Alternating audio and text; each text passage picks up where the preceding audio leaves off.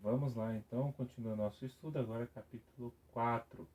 Para a gente praticamente fechar essa primeira parte em que que Paulo está argumentando, né, para a igreja de Romanos.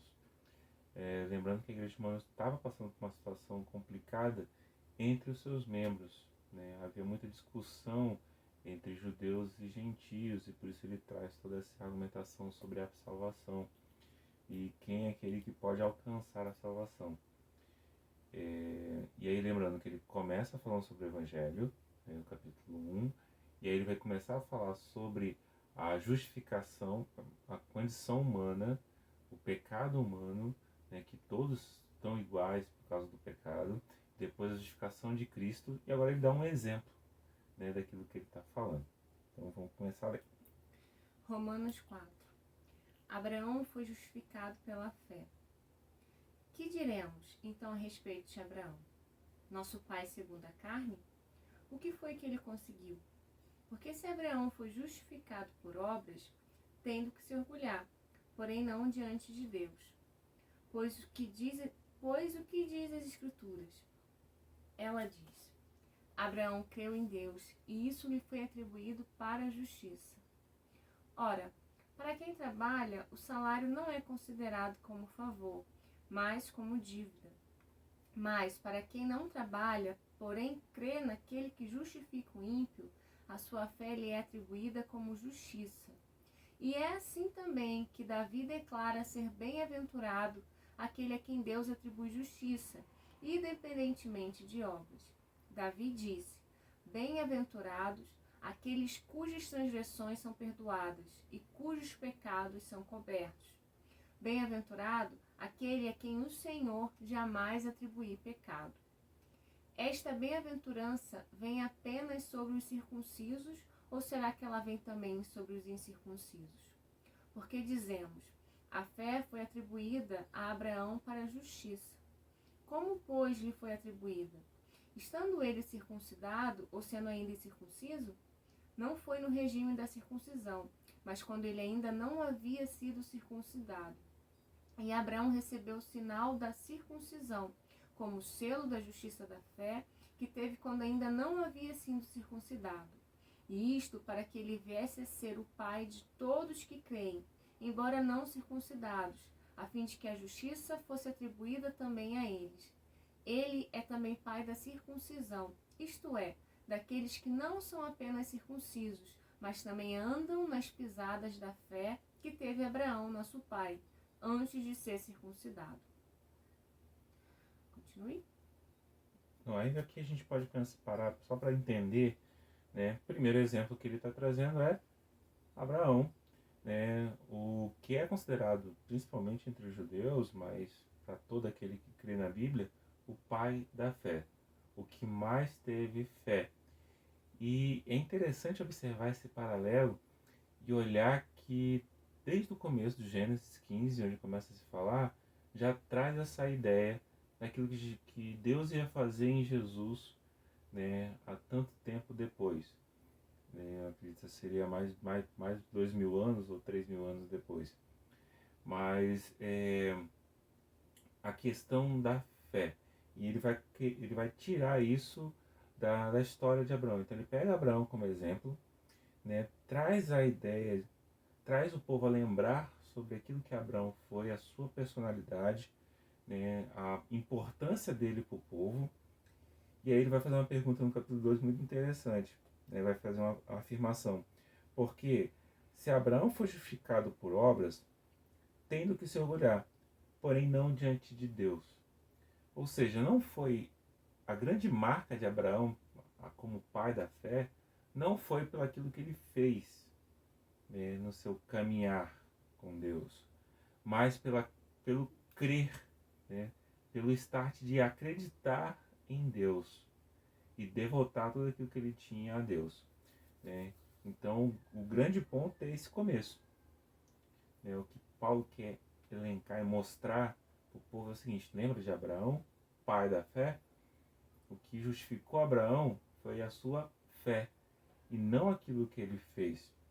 Se fosse pelo aquilo que ele fez, ele poderia até se gloriar perante os homens. Perante a Deus não, que ninguém consegue ter nível para poder se gloriar diante de Deus. Mas perante os homens ele conseguiria. Porém, nem assim. Porque o que justificou ele foi a sua fé. Foi o acreditar em Deus, mesmo uma situação totalmente contraditória.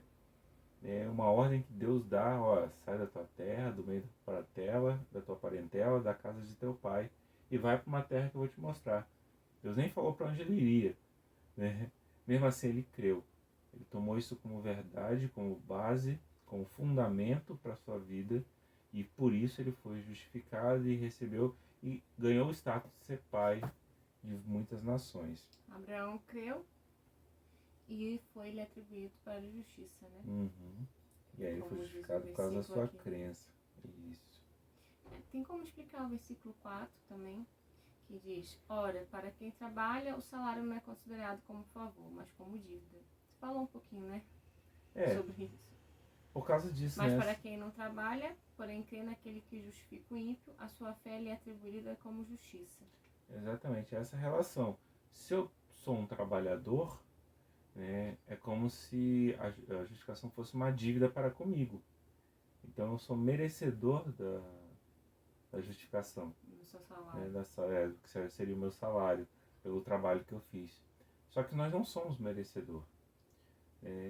Então não é pelo aquilo que eu faço, não é pela obra que eu faço, né, pelas obras que eu estou praticando, mas sim, né, aí é a segunda parte aqui, para quem não trabalha, porém crê naquele que justifica o ímpio, e assim lhe é atribuída a justiça. Então, a nossa condição hoje é essa: eu tenho fé e pela minha fé é atribuída a justiça sobre mim. Mais uma vez, lembrando, por que ele está falando isso? Porque havia discussões de quem era merecedor da justiça de Deus. Eram os judeus? Eram os gentios? Mas os judeus trabalhavam segundo a lei para Deus, né? Eles seguiam a lei muito à risca. Então, teoricamente, eles mereciam esse salário. E o que o Paulo está fazendo não, é unificando todos e dizendo, não, ninguém merece, não é pelo trabalho que você tem feito a Deus, mas é pela graça dele para conosco, mediante a fé, né? A fé em Cristo. Então, ninguém é merecedor, né? Ninguém é merecedor. Ninguém merece algo de Deus, né? O que nós podemos fazer de bom para que Deus possa se compadecer de nós? Na verdade, só a fé, só crer. E aí, através da fé, a gente vai começar a ter práticas boas, né? Como a gente já comentou antes. Mas se não fosse a fé em Deus, ninguém ia merecer nada, né? Na verdade, só ia merecer a condenação. Sim. Seria o nosso... Pela graça, né? A graça... Mas a graça que nos justifica. E também tem o versículo 7, que Davi está dizendo, né? Bem-aventurado aqueles cujas transgressões são perdoadas e cujos pecados são cobertos. Bem-aventurado aquele a quem o Senhor jamais atribui pecado. Esse aquele a quem o Senhor jamais atribui pecado, ele está falando de Cristo aqui? Sim, possivelmente. Tem duas linhas ali. Uma fazendo uma leitura, né, corrida, parece que ele está falando daquele que tem o pecado perdoado, e aí Deus não vai mais colocar, né, pecado sobre ele, ou não vai encontrar nele pecado, dessa pessoa que já teve o pecado perdoado. Mas tem uma leitura que eu consigo enxergar que ele está falando de aqueles que são justificados e de até por isso ele coloca aquele no singular, né, que não vai ter pecado sobre ele, né, onde Deus não vai atribuir pecado sobre ele. E aí, dentro dessa narrativa, a gente pode até perceber que seria um salmo messiânico, que é o Salmo 32, que ele está aqui citando, que possivelmente esteja apontando para Jesus, né? Ou seja, aqueles que vão ser perdoados os seus pecados e aquele que não vai ter pecado, né? Que Deus não imputa pecado sobre ele. Então, desses dois pensamentos, eu fico mais inclinado a pensar que é um salmo que aponta para Cristo, por causa dessa questão da imputação do pecado, da justificação do pecado. Certo. Dá para entender que é para Cristo mesmo, né? Dá para analisar, Dá pra parece analisar. bem interessante. Então, podemos continuar? Vamos continuar. Versículo 13. Promessa e fé. A promessa de que seria herdeiro do mundo não veio a Abraão ou a sua descendência por meio da lei, e sim por meio da justiça da fé. Pois, se os da lei é que são herdeiros, anula-se a fé e cancela-se a promessa. Porque a lei suscita ira, mas aonde não há lei, também não há transgressão. Essa é a razão porque provém da fé, para que seja segundo a graça, a fim de que a promessa seja garantida para toda a descendência, não somente a descendência que está no regime da lei, mas também a descendência que tem a fé que Abraão teve, porque Abraão é pai de todos nós. Como está escrito, eu o constituí por pai de muitas nações, diante daquele em que Abraão creu, o Deus que vivifica os mortos e chama à existência as coisas que não existem. Abraão, esperando contra a esperança, creu para vir ser pai de muitas nações, segundo lhe havia sido dito. Assim será a sua descendência. E sem enfraquecer na fé, levou em conta o seu próprio corpo já amortecido, tendo ele quase 100 anos, e a esterilidade do ventre de Sara. Não duvidou, por incredulidade, da promessa de Deus, mas pela fé se fortaleceu, dando glória a Deus, estando plenamente convicto de que Deus era poderoso para cumprir o que havia prometido. Assim também isso lhe foi atribuído para a justiça. E as palavras que lhe foi atribuído foram escritas não somente por causa dele, mas também por nossa causa, visto que a nós igualmente não será atribuído, a saber, a nós que cremos naquele que ressuscitou dentre os mortos, a Jesus, o nosso Senhor, a qual foi entregue por causa das nossas transgressões e ressuscitou para a nossa justificação. E aqui Paulo vai lembrar, né, de que a importância da fé de Abraão em entender que a justificação é pela fé, para que isso de fato consiga chegar às gerações. Porque se fosse simplesmente pela lei, e aí é aquele pensamento que ele traz no final do capítulo 1 e capítulo 2, se fosse somente pela lei, todos já estavam condenados. Então, porque ninguém conseguiu de fato seguir a lei. Então sempre tem um detalhezinho, alguma coisa que não foi feita correta e tal. E se fosse olhar por essa caminhada, né, todos já teriam morrido, já teriam sido condenados pela própria lei, né, por causa dessa questão da importância da lei e que o ato da lei mostra o pecado. Então todos já teriam sido condenados. Então não poderia ser diferente, ele deveria ser pela fé desde o princípio, para que chegasse a essa geração, a gente pudesse crer, né, ter a fé e através de Cristo, né, pela sua morte e ressurreição, dele se entregar, o ato dele se entregar por nós, ser o motivo pela qual a gente crê, né, em que a gente crê, e aí sim, através dessa crença, nos justificar. Lembrando que essa justificação ele tomou sobre si todas as nossas dores, como a gente falou, a questão da presença do advogado. É muito legal a gente vai chegar lá, mas saber que nós temos um advogado. Então olhar para um tribunal, ver o juiz, ver o advogado que é Jesus e ver você como réu. E aí tem um acusador falando, olha, ele fez isso, ele fez aquilo, ele fez aquilo. Só que esse advogado, ele não só está ali para conversar com o juiz, ele está ali para perdoar aquele que é o réu. Então nós estamos na condição de réu. Jesus chega até o juiz e fala, olha, ele tem fé em mim, né, e isso me basta. Então aquilo que eu sofri, né, é por causa dele. Então toda a culpa que está nele, agora eu tomo para cima de mim. E aí eu não tem mais o que ele ser julgado. Então ele agora é justificado, né? Não tem mais motivos ele recebe sobre ele a justiça da graça de Deus. Então essa é uma visão muito interessante que Paulo traz desde lá do início, né, do princípio com Abraão e fazendo esse paralelo com Jesus hoje. A importância de que nós somos, né, justificados, nós somos salvos pela fé Pela fé. em Deus. Então isso é extremamente importante a gente entender.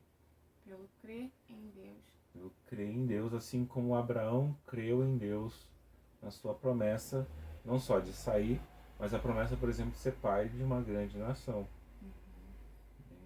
Então, essa fé é a fé que deve nos mover a cada dia, né? Que a gente deve acreditar, e aí a cada dia essa fé ir crescendo, essa fé ir se frutificando, Né? dando novos frutos e fazendo com que a cada momento a gente tenha mais convicção e mais certeza de que Deus está presente e que Deus age e que através de Deus nós seremos justificados. Lembrando como que a gente faz para frutificar a fé?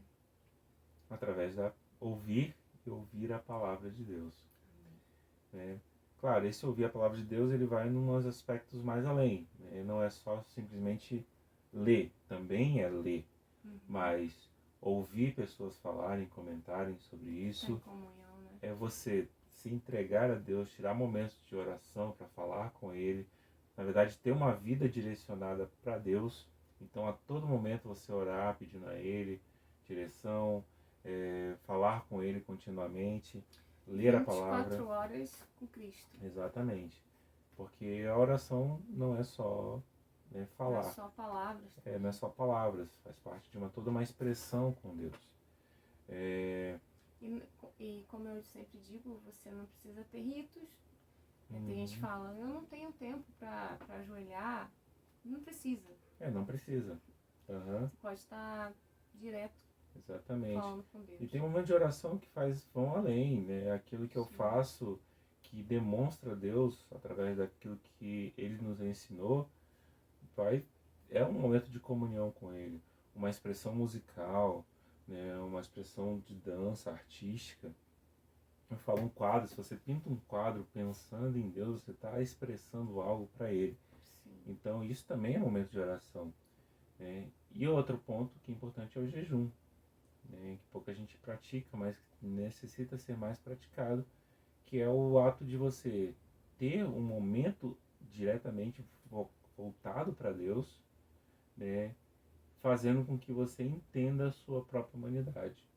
Então esse é o grande ponto do jejum, que é importante a gente também praticar. Então tem 3 práticas muito importantes, que é a oração, né, a leitura da palavra, o conhecimento da palavra de Deus e o jejum.